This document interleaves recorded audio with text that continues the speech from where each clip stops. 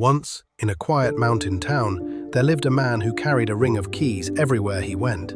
They jingled when he walked, bright, metallic, proud. Each one opened something important: his house, his office, his car, his storage unit, his cabin, even an old mailbox he no longer used.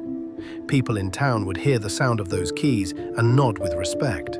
And the man would smile, thinking, "This is what success sounds like." But as the years passed, the keys grew heavier. Every morning he fumbled through them, trying to remember which was which. They clattered when he sat down, pulled at his belt when he stood up, and jingled so loudly he could no longer hear the quiet around him. Then one morning, while hurrying down a forest path, the keys slipped from his hand.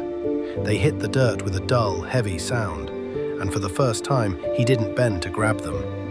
He just stood there. The air was cool, the trees were still. Sunlight filtered through the leaves, glinting off the scattered metal. It was peaceful.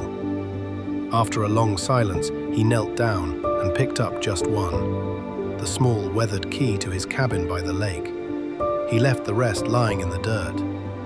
That evening, he sat by the water, coffee in hand, watching ripples move across the surface. The air smelled like pine and freedom.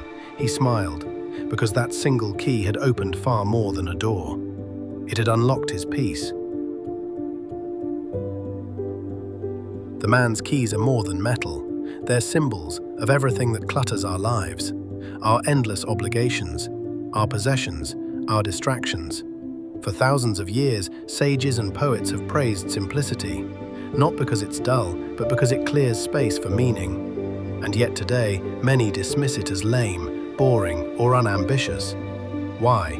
Because we've confused noise for progress.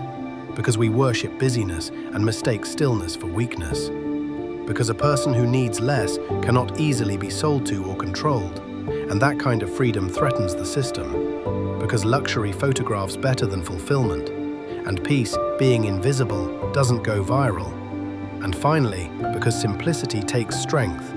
It takes courage to say, enough, to stop chasing, to walk away from the keys we no longer need. The man with too many keys wasn't giving up, he was waking up. Because to live simply is not to live less. It's to live deliberately, to carry only the keys that open the doors that truly matter.